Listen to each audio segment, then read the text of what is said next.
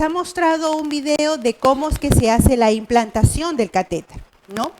Entonces, conforme vamos a ir adentrándonos más en lo que es el catéter epicutáneo, vamos a ir viendo diferentes videos que nos van a ayudar a fijar mejor las ideas, a tener claro cómo es que vamos a hacer nosotros cada uno de los procedimientos, de tal manera que cuando tengamos que hacer la práctica no nos quede duda alguna, ¿no? En lo que se refiere a los cuidados que tenemos durante la inserción, el mantenimiento y el retiro, que eso ya también habló Sujei, no es importante que nosotros tengamos en cuenta, primero que nada, cuando yo voy a colocar mi catéter epicutáneo, yo no se lo pongo a cualquiera, ¿no? Si bien es cierto, lo primero que yo tengo que pensar es que si el chico es extremo prematuro, es candidato, ¿no? Es candidato. Pero ustedes saben, si trabajan en unidad de cuidado intensivo, sabrán que la primera decisión de un catéter central no es primero el catéter epicutáneo, primero es el catéter umbilical, ¿no? Primero es el catéter umbilical y después, de cuando ya el chico está hemodinámicamente estable, entonces decidimos colocar nuestro catéter epicutáneo. Mientras eso, no, ¿no? Y el catéter umbilical, ¿cuánto tiempo dura? 7 días. Pero si yo considero que en el transcurso de estos 7 días el chico va a requerir mucho tiempo de NPT, porque los prematuros son candidatos a recibir NPT, y voy a tener esos chicos con mucho tiempo de recibir NPT, entonces lo más seguro es que yo ya casi al tercer día esté pensando en que ya es un candidato a colocarse el catéter epicutáneo. Por lo tanto, ya no me espero esos 7 días. Lo más seguro es que el único catéter que quede sea el catéter arterial, umbilical, arterial, por las muestras. Porque usualmente los médicos no cateterizan arteria y vena, usualmente, ¿no? Entonces retiramos el venoso y nos quedamos usualmente con el catéter epicutáneo. ¿Sí? ¿Así es como se trabaja? Muy bien.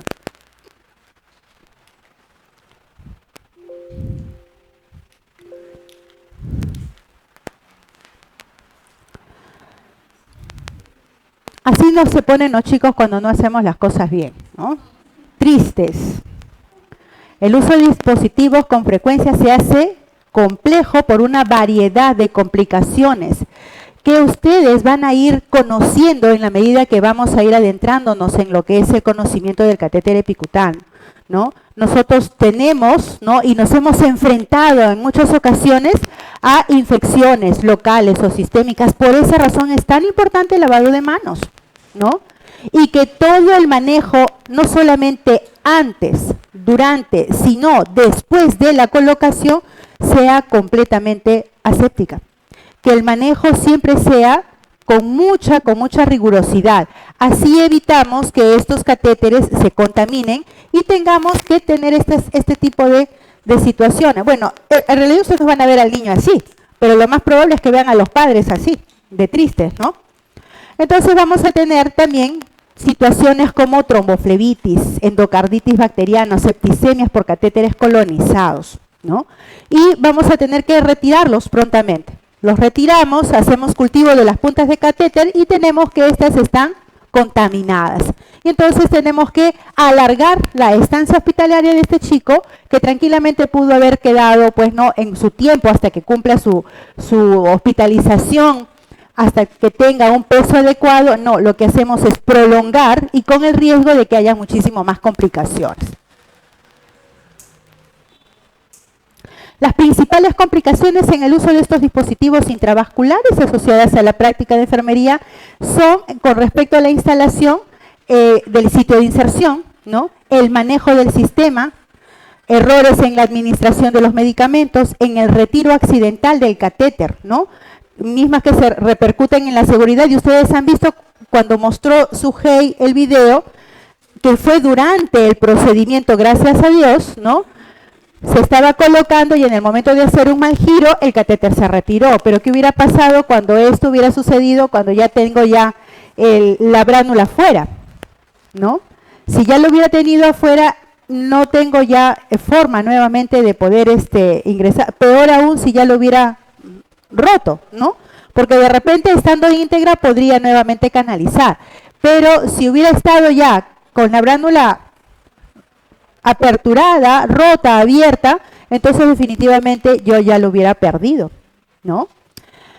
Pero son cosas que pasan, son situaciones que ustedes usualmente van a ser, ¿no?, partícipes de ello, y nosotros tenemos que saber enfrentar a cada una de estas situaciones que podemos presentar, ¿no?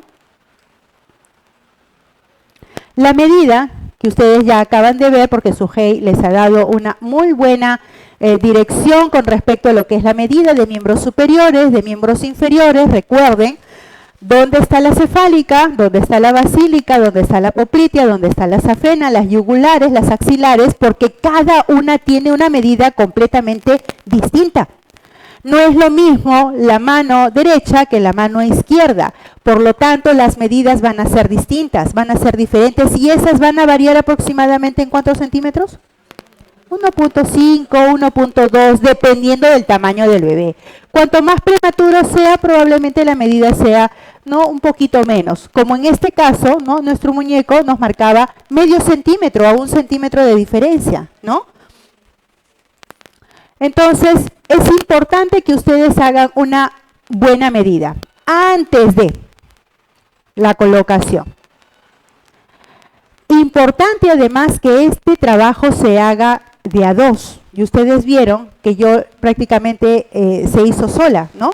Porque en realidad quien estaba haciendo ese trabajo fui yo, ¿no? Y Sujei solamente estaba de observadora. Entonces, porque ella filmaba. Y en realidad ese tipo de procedimientos tan complejos debería de realizarse entre dos personas. Lo cierto es que en instituciones como la nuestra, como muchas de nosotros, no contamos con el personal completo, ¿no? Tenemos ausencia, descansos médicos, faltas sin aviso, con aviso, es decir, tenemos faltas de personal que a veces nos restan la posibilidad de hacer un procedimiento completo y con todos los recursos que estén que deberían ser, ¿no? Entonces, bueno, yo tengo 20 años colocando epicutáneo, entonces me doy pues esa libertad de hacerlo sola. Sin embargo, eso no significa que quien está empezando recién a hacerlo, lo haga sola, porque de repente van a pasar situaciones un poco complejas y no van a saber cómo sortear esas dificultades. Entonces es importante que estén ustedes siempre acompañadas de una persona que ya haya tenido experiencia previa en la colocación, como ya se los habíamos mencionado en el módulo anterior, ¿no? Y bueno, una vez que ya ustedes tienen el catéter introducido, hacerle la curación respectiva, el mantenimiento, el cuidado, de acuerdo como bien lo ha mencionado la colega, los 7 días que debe de durar. Sin embargo, en algunas literaturas también menciona que en chicos, porque este es un chico extremadamente prematuro, como ustedes ven, ¿no? Y ustedes han visto, la fijación nosotros lo hacemos con apósito transparente. Y esos apósitos transparentes se fijan, pero que muy difícilmente si es de mala calidad, definitivamente ustedes van a ver que se despega con facilidad. Pero en productos, por ejemplo, sin querer hacer comercial de nada, pero si por ejemplo usamos el 3M, ese se fija, el chico se gradúa de la universidad y el tegader sigue ahí fijo, ¿no? Entonces, hay que tener mucho cuidado, porque si yo tengo un tegader que está limpio y ya tengo los 7 días, ¿será necesario tener que hacerle el cambio? No, ya no necesito. En extremos prematuros, sobre todo prematuros extremos, yo no necesito estarlo movilizando tanto. Y si además está limpio, no se ha despegado, yo no veo que haya sangrado, ¿no? Entonces, si está completamente intacto, yo no necesito movilizarlo. Recuerden además que un prematuro extremo está sujeto a protocolos, ¿no? El protocolo de manipulación mínima, sobre todo, es el que nosotros tenemos que tener siempre como nuestro pan de cada día. Por lo tanto, si yo tengo esta situación, simplemente descarto la idea de hacerle el cambio dentro de los 7 días, ¿de acuerdo? Bien, acá les presento esta diapositiva. Miren ustedes, las venas, tenemos una serie de venas y las capacidades que resisten cada una de estas venas. Por eso en la clase pasada alguien me decía, ¿no? Licenciada, pero nosotros colocamos los catéteres epicutáneos y los usamos cuando queda en subclavia, ¿no? Como si fuera una vena profunda, ¿no? Si bien es cierto, es posible utilizar, nosotros no lo hacemos, por seguridad no hacemos eso. ¿Por qué razón?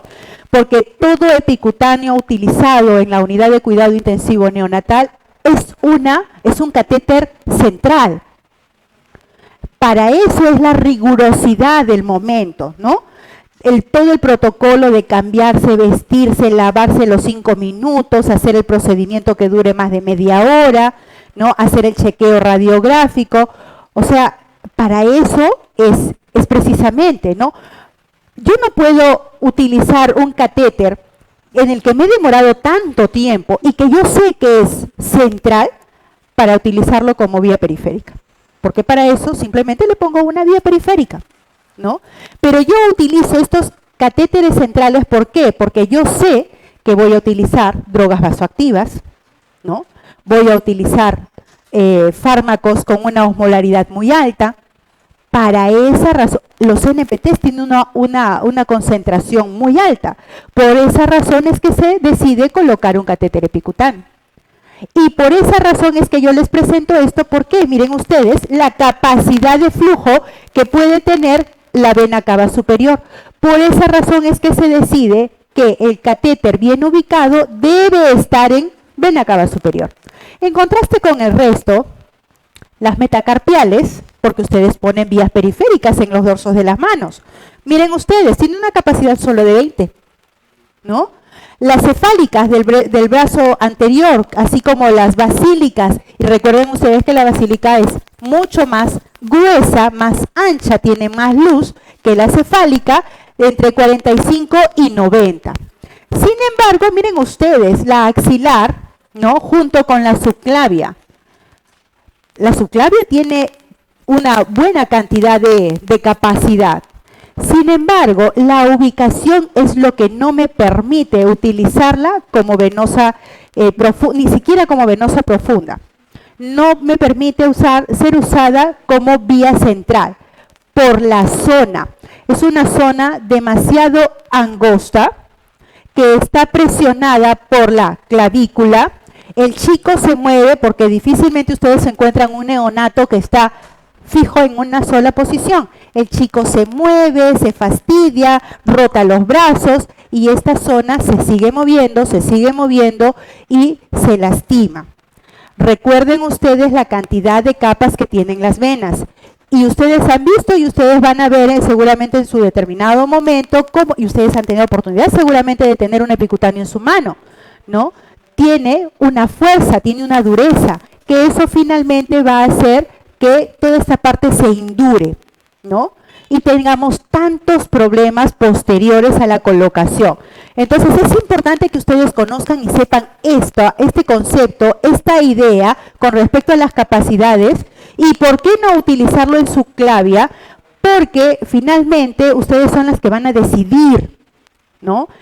Recuerden que el procedimiento es netamente de enfermería, aunque ahora ya nuestros compañeros médicos ya quieren saberlo también, ¿no? Y ya están desesperados por querer también colocarlo.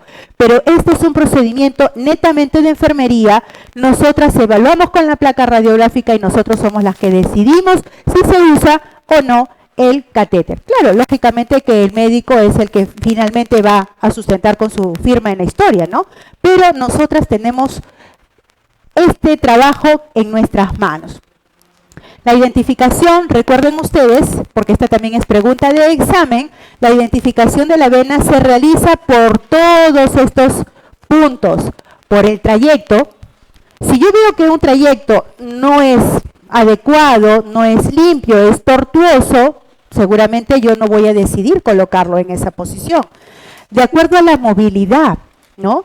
Si de repente yo veo que la vena, la mediana, es una vena que es la que mejor se puede notar, pero mi bebé hace flexión, de repente no va a ser la más útil, ¿no? En ese momento, de acuerdo al diámetro, ¿no? Yo no puedo pretender, si es que lo primero que noto es la cefálica, y yo sé de que la basílica, aunque no la pueda ver, es un poco más gruesa, entonces de repente yo voy a decidir utilizar, ¿no? Por anatomía o de repente utilizando algunos auxiliares que pueda contar mi unidad, puedo utilizar por diámetro la basílica, ¿no? De acuerdo a la resistencia a la punción, porque hay zonas que han sido de repente muy manipuladas, ¿no? El dorso de la mano, de repente sí, yo veo un recorrido maravilloso en el dorso de la mano, pero estas venas ya han sido muy maltratadas, entonces se hacen costrosas y en el momento que yo quiero colocar, se me va a dificultar porque va a ser más dura la piel, ¿no? Adicionalmente es recomendable que para la selección consideremos que las capacidades, observen ustedes, fíjense, analícenlo, estudienlo, para que en el momento que ustedes tengan que decidir, hagan una decisión en función no solamente de todas estas situaciones, sino de acuerdo también a las capacidades. Bueno, aquí les presento un cuadro que también está dentro de sus físicos, que es el sitio donde podemos nosotros colocar un catéter epicutáneo. De acuerdo a la edad, usualmente en el recién nacido podemos colocarlo en venas pericraneales, como ya ustedes han visto, no solamente en miembros superiores, también en miembros inferiores, ¿no? Yugulares. Bueno, en nuestro recién nacido podemos utilizar toda la anatomía, ¿no? Porque además es más accesible, se puede observar muchísimo mejor. Si yo utilizo, por ejemplo, a ver, vamos a ver, en el antebrazo, se me ocurre en el antebrazo y yo utilizo la vena basílica es fácil de observar, en algunos casos, no en todos, ¿no? Es fácil de observar y es difícil de observar en lactantes menores, es cierto, ¿no? Muchachos que pesan un poco más de 1,8 kg, 2 kilos, 2,5 kilos, ya como que ya las venas basílicas se van haciendo un poco más difíciles de poder observarse. Pero, por ejemplo, si yo utilizo las venas pericraneales, ¿no? Por ejemplo, la temporal superficial, la auricular posterior, recuerden que las ventajas es que no tienen válvulas, ¿no? Es simplemente un recordar, no tienen válvulas, ¿no? Pero ¿cuáles son las desventajas? Que requiere cortar el cabello. Hay muchachos que nacen que tienen el pelo que parecen que los fueran hijos de monitos, ¿no? Tiene que cortársele el cabello o rasurarlos. Pero también podemos confundirlo con las arterias, por eso es importante hacer la palpación y verificar que no tenga latido. Pero también causa deformidad en caso de infiltraciones. Y sucede de que si ustedes han colocado, ¿no? Ustedes han hecho colocación de catéteres epicutáneos, de vías periféricas en zonas pericraneales y estas han, bueno, por X causa, ya no quedaron, ¿no? Se salieron de su sitio, hubo una serie de eventos con esa vía, entonces, para la próxima vez, esa vena ya no está igual, ya no tiene la misma forma, se deformó esa vena, ¿no? Exactamente lo mismo tenemos por acá, ¿no? Otras venas, las ventajas y las desventajas, eso también está dentro de sus libros. Sitios que no son de elección, ¿no? Tenemos áreas en las que a mí no se me ocurriría jamás utilizarlas, ¿no? Estas son zonas que tengan flebitis, zonas que están infectadas, zonas que están con laceraciones. No se me ocurriría, por ejemplo, si el chico ya ha tenido una quemadura, colocarle nuevamente en esa zona, ¿no? Yo tengo que buscar la integridad total de la piel para poder, y sobre todo que se visualice, para que mi inserción sea lo más cómoda posible. Indicaciones, bueno, simplemente para recordarles, en grandes prematuros, pacientes con NPT, ¿no? Tratamientos con drogas vasoactivas, Si no se ha podido canalizar una vía umbilical, también esa es una alternativa que es muy frecuente. Si no se logró canalizar de primera intención la vena umbilical, bueno, de repente todavía voy a tomarme un tiempo para preparar todo mi material, de repente inmediatamente después será una vía periférica, pero después de esto yo sí tendré que considerar la colocación de un catéter epicutáneo. ¿Cuándo está contraindicado? En flebitis, en quemaduras, en alteraciones articulares, ¿no? Y cuando es difícil, ¿no?, ya canalizar en otras circunstancias. Por favor, pasemos este video.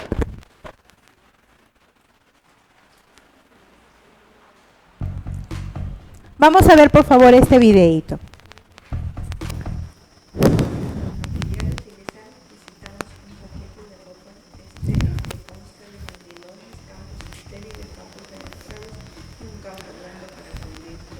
Ahí la colega está presentando todo su material, ¿no? La colega ha hecho una preparación previa de toda su mesa con todos los materiales que va a requerir. Ya está de más ha puesto ahí, ¿no?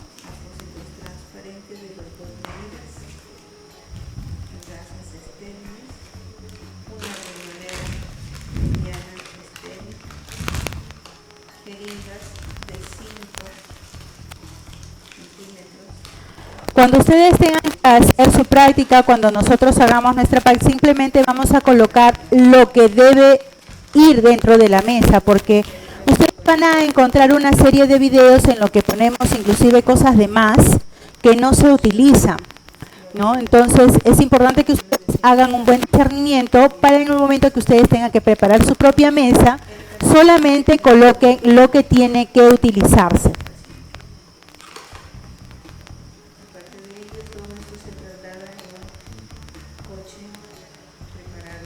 Es probable que este catéter epicutáneo sea de un solo lumen, no lo puedo identificar bien. Por eso es que la colega le está añadiendo un bifurcado múltiple.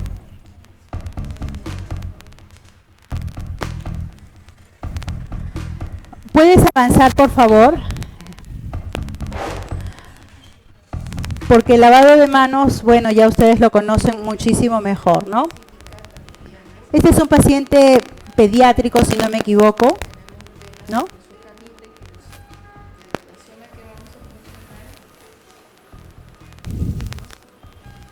Está empezando desde el miembro inferior izquierdo, porque recuerden ustedes, y eso es importante, ese es el plus adicional que les da el hecho de colocar un catéter epicutáneo, es que enfermera que coloca catéter en neonato, lo puede hacer en pediátrico, lo puede hacer en adulto, ¿no? Simplemente es cuestión de saber exactamente la medida, ¿no?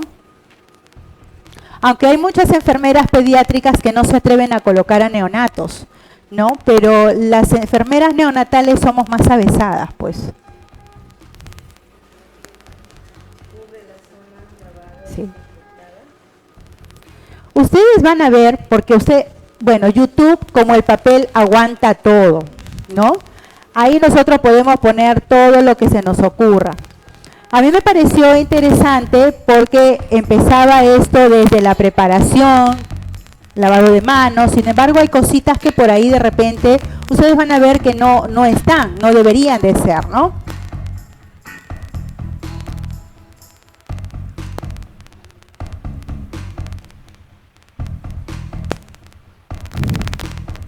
¿Ustedes se imaginan colocar un catéter epicutáneo ahora en verano? Es terrible. Bueno, quienes quieren bajar de peso sin ir al gimnasio, eso es una muy buena forma de bajar de peso.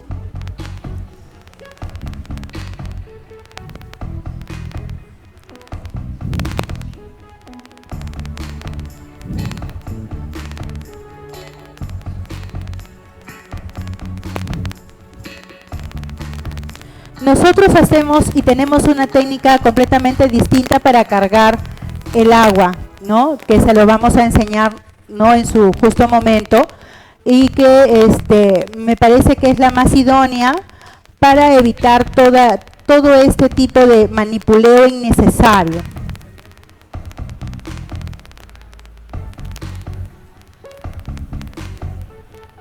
Acá ya están sacando todos los implementos del kit de catéter.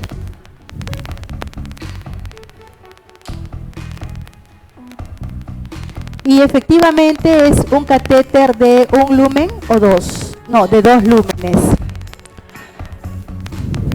Obviamente el tamaño es mucho mayor, ¿no? El lumen también es mayor. Usualmente catéteres pediátricos tienen French de 3 a 4.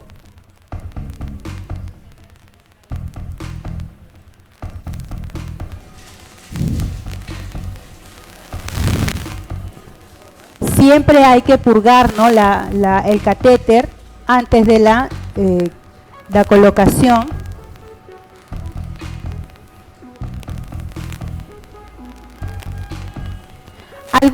Algunas colegas prefieren mantener las jeringas en los extremos distales.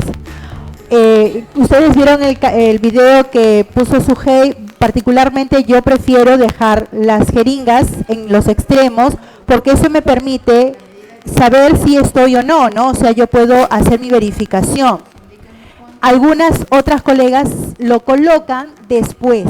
¿Por qué razón? Porque a ellas se les dificulta por el peso de las jeringas. Entonces, colocan, inmediatamente terminan de colocar y colocan recién al final las jeringas.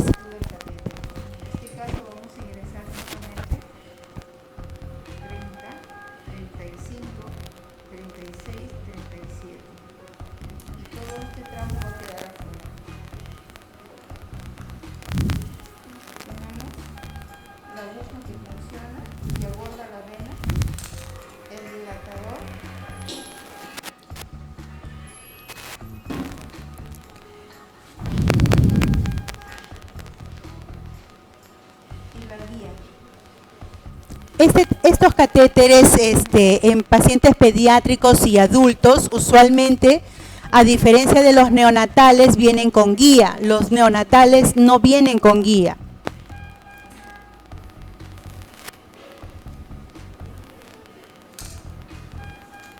Y a su vez, debemos probar que el catéter ingrese por el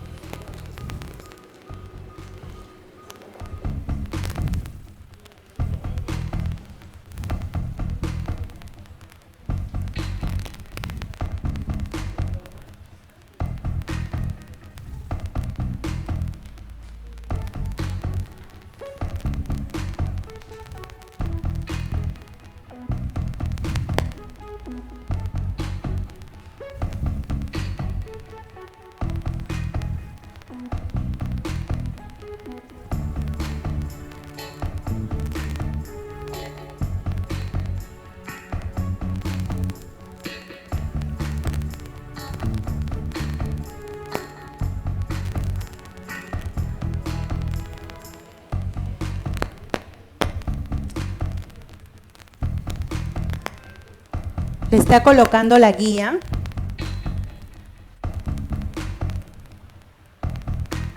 Y va a retirar después, ¿no? la bránula.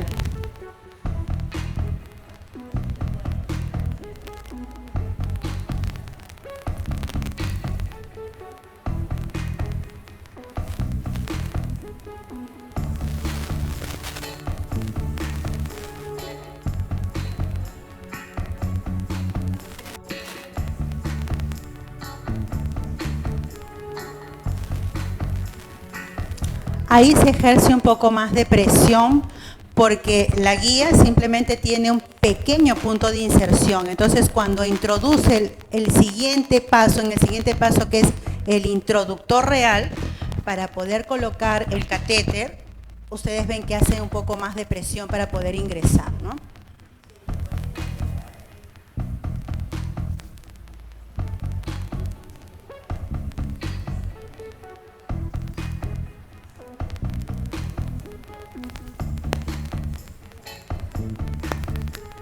Y lo que hacen es simplemente seguir el trayecto de la guía.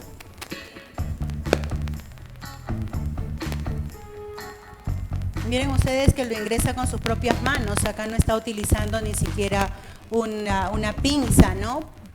¿Por qué razón? Porque como la guía está dentro, entonces hay mayor soporte interno.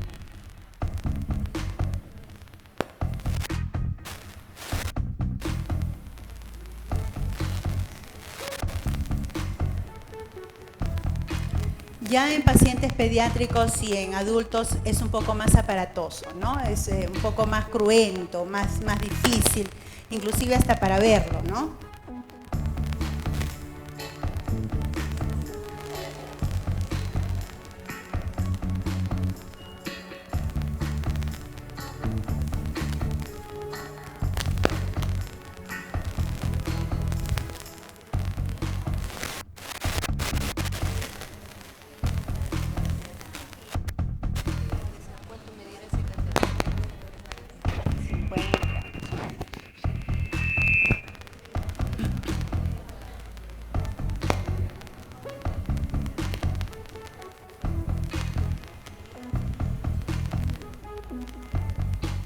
Lo bueno en esta introducción es que el sangrado es casi inicial, ¿no? Después de eso ustedes ven que se limpia prácticamente con toda facilidad y no tenemos los problemas que tenemos nosotras, las de neo, ¿no? Que sí tenemos que esperar porque el sangrado, ¿no? Esas zonas son muy vascularizadas y el sangrado es mayor.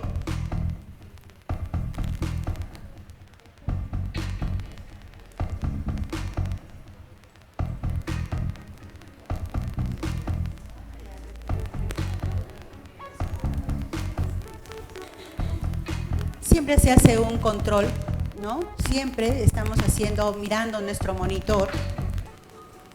Limpiamos la zona.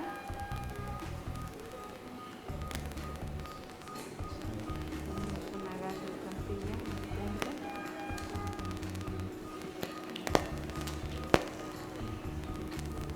Ahí le está colocando un apoyo con un apósito de gasa estéril.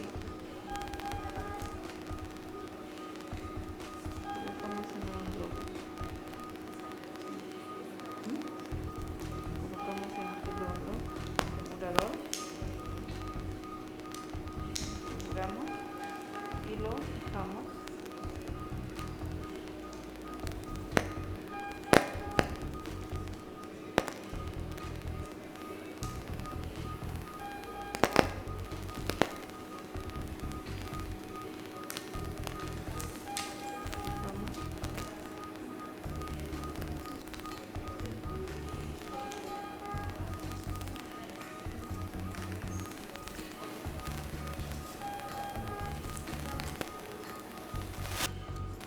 Hay fijación de su disco, ¿no? O sea, de la parte distal del catéter, que nosotros lo hacemos con ese fijador adhesivo, y ha vuelto a colocar un Tegader un poco más grande, ¿no? Para ayudar a fijar mejor.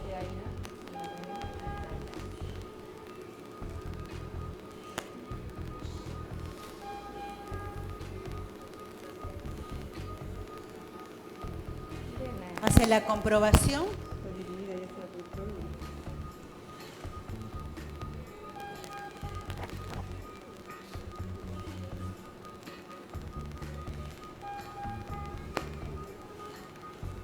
Hacemos lo mismo en el otro lumen.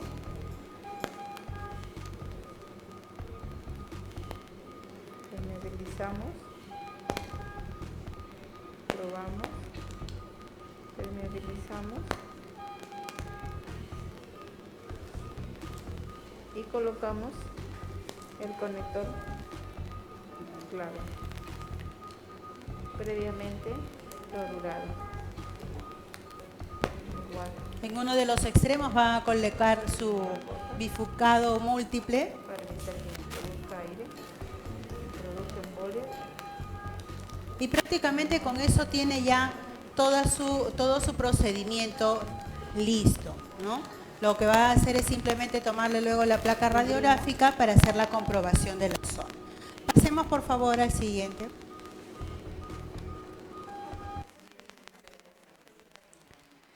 Es importante que ustedes conozcan todas estas cosas porque finalmente no se sabe en qué momento nos van a llamar. Por favor, vengan a la unidad de pediatría, necesitamos un especialista que coloque. Ustedes no van a decir no, ustedes tienen. Si ustedes ya conocen, ya han visto, ¿no? Y se han documentado, entonces ustedes saben cómo hacer la medición. En alguna oportunidad me llamaron para ir a una clínica a colocar un catéter de 1 lumen de un paciente que pesaba 500 gramos. Entonces, ya, perfecto, ok, acepto el reto, me voy a ir a colocar un paciente. Bueno, obviamente que ese es mi trabajo y además yo ya había colocado muchos catéteres epicutáneos, ¿no? Y había colocado también catéteres de 1 lumen, ¿no? O sea, de un French, perdón, de un solo lumen. Pero el equipo era distinto. Este era de una tecnología completamente distinta porque hay muchas marcas, y cuando lo vi me asusté, porque no entendía cómo había que armar ese equipo.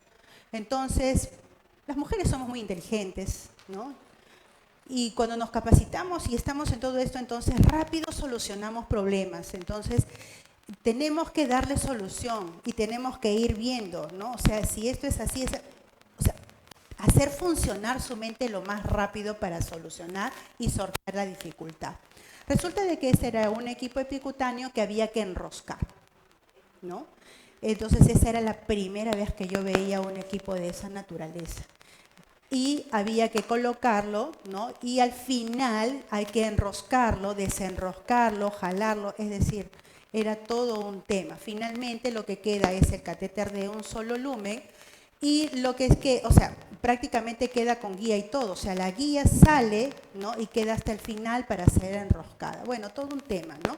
Pero quiero que ustedes con esto sepan de que no es solamente una sola forma de canalizar el catéter epicutáneo, me refiero a los tipos, ¿no? O sea, hay muchas marcas y ustedes podrían enfrentarse de acuerdo a lo que su institución les ponga y les presente, ¿de acuerdo? Si funcionamos en miembros superiores, debemos mantener, alguien preguntó, ¿cómo es la posición?, ¿no? La cabeza debe de estar siempre mirando hacia el operador. Si yo lo coloco si yo estoy colocada en este nivel y mi paciente está para este lado, yo tengo que procurar colocar primeramente al niño lo más cómodo posible tanto para él como para mí. Si yo voy a canalizar del lado izquierdo, tendré que colocarme, ya no la incubadora mirando la cabeza para este lado, sino que tendré que irme con toda mi mesa por el otro lado, porque para eso tengo las incubadoras libres, y colocar mi mesa en el otro lado para mi comodidad, ¿no? Y poder ya no girar al niño. Cuando nosotros colocábamos los catéteres epicutáneos por primera vez, martirizábamos a los niños como ustedes no tienen una idea, porque todo buscando la comodidad de la enfermera. Entonces lo que hacíamos era, no se podía en la derecha, había que poner en la izquierda. No se ponía en la izquierda, se ponía en el pie. No se podía en el pie, en la yugular. Y entonces volteábamos al muchacho por acá, por allá, por acá, por allá, pero la enfermera seguía plantadita en su sitio. Ahora no. Ahora la enfermera se moviliza buscando no manipular demasiado al niño. Entonces, cuanto menos manipulado esté esa criatura, entonces mayor probabilidad de éxito porque el niño va a estar no estresado para el momento de la colocación, ¿no? El catéter debe progresar sin problemas, si no sería recomendado masajear la zona. Acuérdense ustedes que las venas tienen válvulas, ¿no? Entonces nos podemos enfrentar a situaciones en las que no progresa como yo desearía, porque en el otro video y en este de acá, por ejemplo, pasa fácil, ¿no? En el pediátrico pasa muy bien porque además yo tengo la guía. Entonces la guía empuja. Pero en el caso de pacientes neonatales, como les digo, los catéteres vienen sin guía. Por lo tanto, nos enfrentamos a situaciones en que las válvulas nos pueden hacer, ¿no?, tener más tiempo durante la inserción. Para ello, ¿qué es bueno? Hacer masajes suaves sobre la zona, como quien dice, así llamábamos nosotros antes, ¿no?, peinar la zona, ¿no?, de tal manera que la masajeábamos y ayudábamos suavemente con movimientos ascendentes, dependiendo de dónde se encuentre la ubicación, para ayudar a que prosiga, haga un buen seguimiento ese catéter que yo estoy colocando y que de repente tenga un poco de dificultad en ese instante. Es muy probable también que a pesar de eso no progrese. Seguramente la colocación, la posición del bebé tampoco. Muy conveniente es que yo también haga suaves movimientos para permitir que ese catéter pueda movilizarse, como ustedes van a ver en diapositivas más adelante. Vamos a pasar esto porque ya Sujei habló de esto bastante. Y bueno, aquí está el Tegader, ¿no? Tegader, bueno, yo les digo, en realidad no es mi intención hacerle propaganda absolutamente a ninguna empresa. Sin embargo, hemos tenido muchísimo mejor trabajo, más beneficio, ha sido mejor la fijación con Tegader 3M. Las otras marcas, que ya no quiero ni acordarme el nombre, francamente, se despegan con mucha más facilidad. No termino de ponerla y ya se está despegando. Si se me pega demasiado en el guante, también tengo dificultades. Entonces, yo tengo que ver otras auxiliares para que este Tegader, este apósito transparente, quede completamente fijo, ¿no? Porque recuerden que el catéter epicutáneo tiene que quedar completamente libre. Solamente se le coloca un pequeño apósito minúsculo, que en el brazo de ese paciente ustedes veían con una cosa más gruesa, ¿no? Pero es que el paciente pues tenía, ¿cuánto? 600 gramos, 700 gramos. Entonces, en ese paciente, definitivamente una cosa minúscula para él es una cosa enorme, ¿no? Pero es un pequeño punto de gas que se corta con tu equipo que ustedes tengan preparado. Y yo no le coloco más nada. Alguna vez hicimos una capacitación en, no recuerdo, bueno, tampoco les voy a decir dónde, pero algunas colegas de esta institución decían, pero nosotros colocamos encima, una vez que hemos colocado el epicutáneo, le ponemos un apósito de gasa, o sea, una torondita de gasita estéril, y para que no se nos mueva, le ponemos esparadrapo encima y le hacemos su mariposita, como si fuera un periférico normal.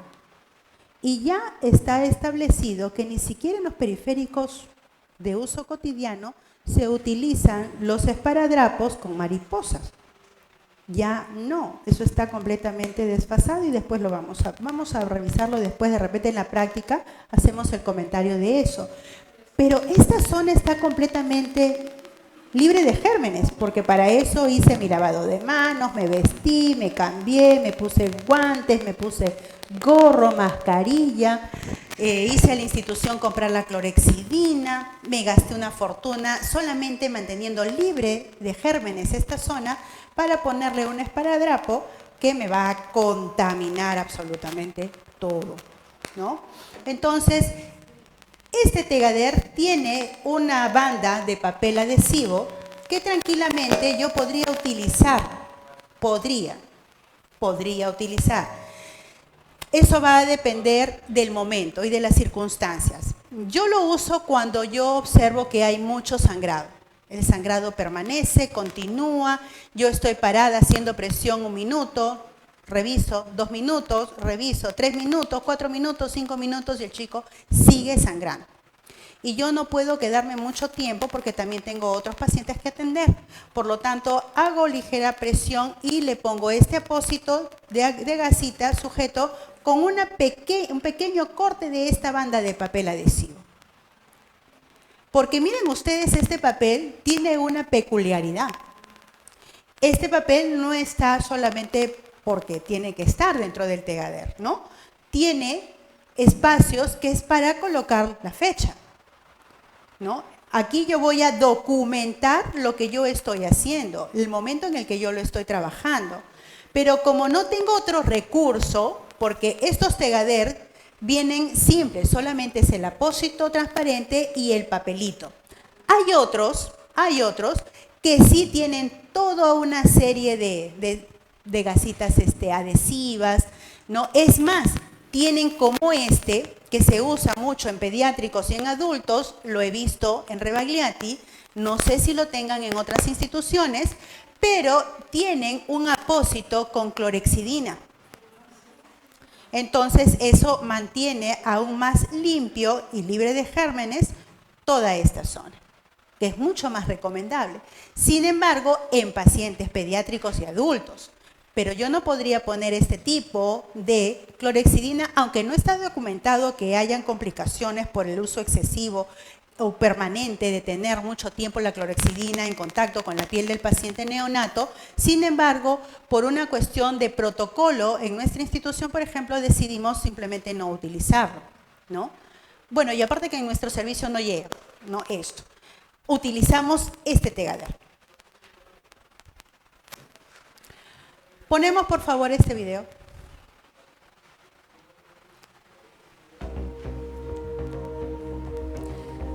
Quiero que observen bien cómo se hace la fijación con Tegader. Las infecciones sanguíneas relacionadas con catéteres intravasculares son uno de los imprevistos más severos a nivel intrahospitalario. El 60% de las infecciones son producidas por microorganismos que crecen en la piel alrededor del sitio de inserción.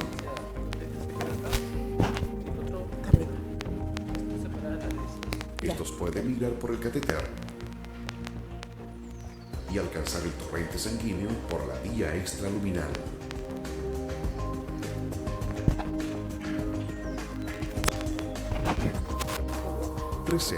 ha desarrollado un dispositivo tecnológico, Tegader CHG. Este reúne la trayectoria de los apósitos transparentes Tegader y agrega el poder antimicrobiano de la clorexidina en un gel que mantiene a la vista el sitio de inserción. Bordes reforzados con Medipor H. Tegader CHG incorpora una nueva distribución adhesiva, dejando círculos con mayor permeabilidad, mejorando el desempeño, evitando la entrada de contaminantes y crecimiento de bacterias y virus. Su gel de clorexidina se amolda al catéter, no se inactiva con materia orgánica y absorbe el exudado que sale del sitio de inserción. Cuando se satura, indica que debe cambiarse. Aplicación. Una vez seco el antiséptico, centre el gel sobre el sitio de inserción y aplique sobre la piel sin tensión, ejerciendo presión desde el centro hacia afuera. Retire el marco mientras ejerce presión con la yema de sus dedos. Utilice las cintas Medipor para estabilizar las extensiones del catéter. Luego la cinta de registro se instala según protocolo institucional. Tegader CHG, un producto de la familia Tegader. Listo. Soluciones ingeniosas. Pon la siguiente, por favor. Entonces, ustedes han visto ya con este Tegader, ¿no?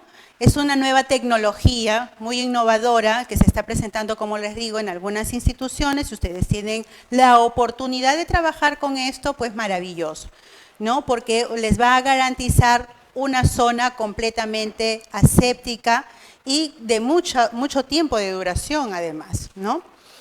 Mientras no lo tengamos, utilicemos el recurso que tenemos, pero también esto me ha servido para que yo pueda ver cómo es que yo tengo que colocar el Tegader, ¿no? A veces no sabemos, tenemos el recurso a la mano, pero no sabemos cómo utilizarlo. Vean ustedes que esto no se utiliza con mucha tensión, simplemente colocarlo con una tensión suave, leve, ligera, pero sucede de que a veces en los brazos tan pequeños y tan flaquitos de los neonatos, se nos va. Por esa razón es que inclusive los Tegader tan pequeñitos los tenemos que cortar a la mitad, ¿no? Si ese fuese el caso, usted puede tranquilamente cortar el Tegader para poder aplicar. ¿De acuerdo? La localización de la punta de catéter, creo que también Sujei ya había mencionado acerca de esto. Nosotros próximamente vamos a tener un taller exclusivamente de lo que es lectura de placas radiográficas. Cada una va a tener un caso especial, pero por el momento eso no lo vamos a hacer ahora, ¿ya? Entonces, ahora es otro el taller, ¿no?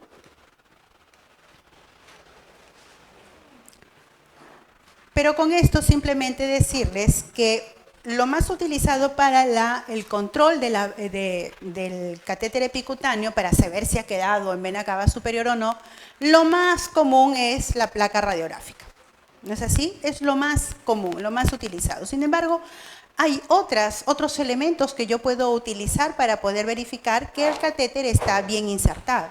Una de ellas es la ecografía, ¿no? La ecografía intracavitaria, ¿no? También podríamos utilizar otro tipo de ultrasonidos, ¿no?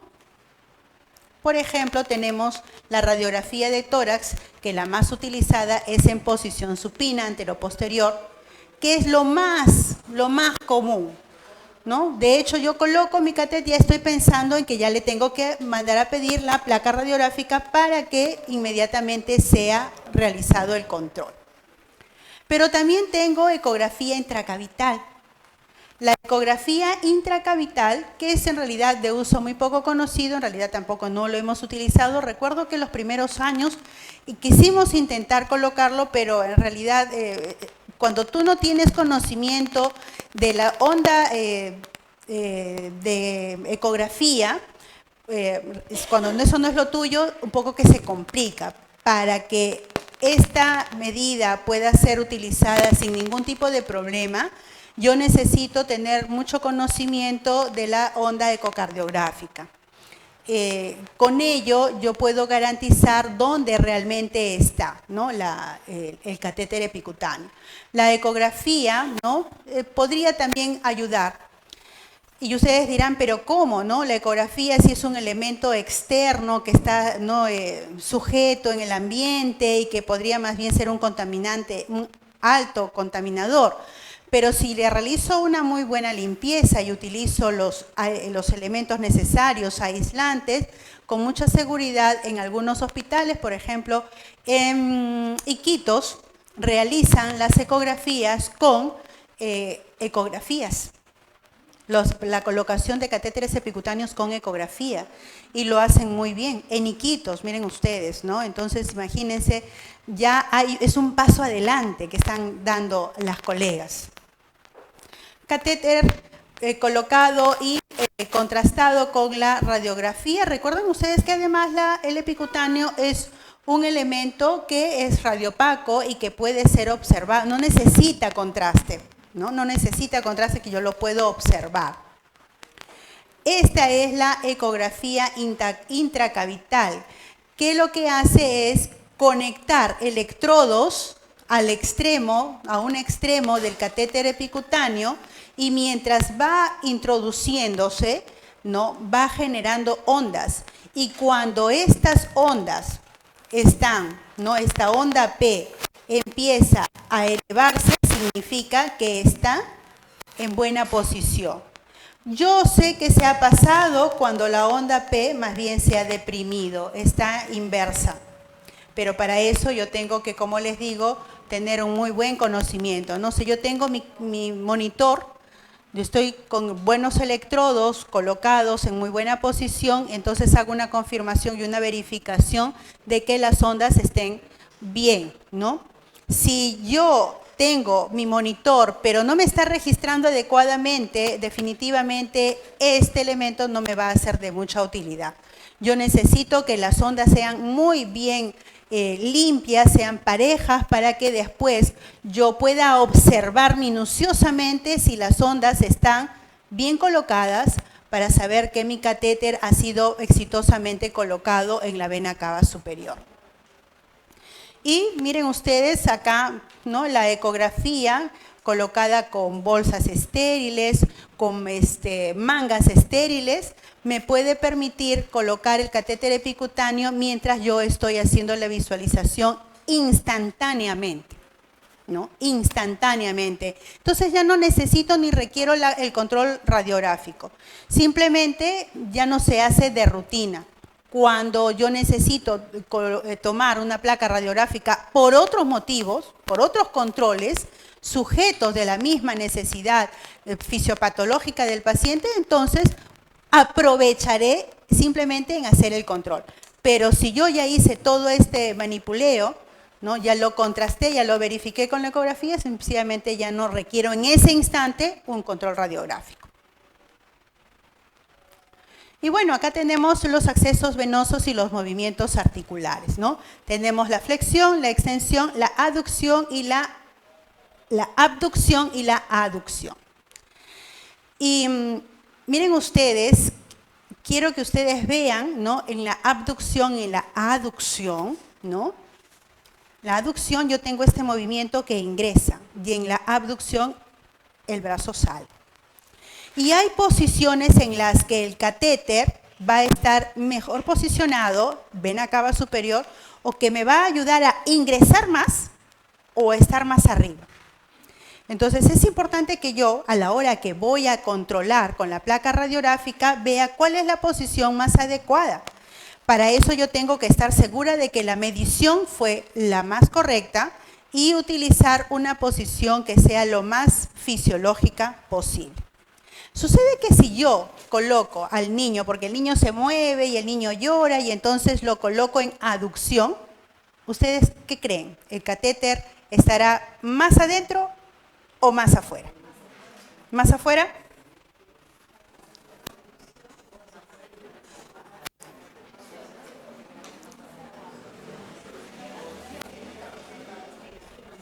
¿Cómo estará?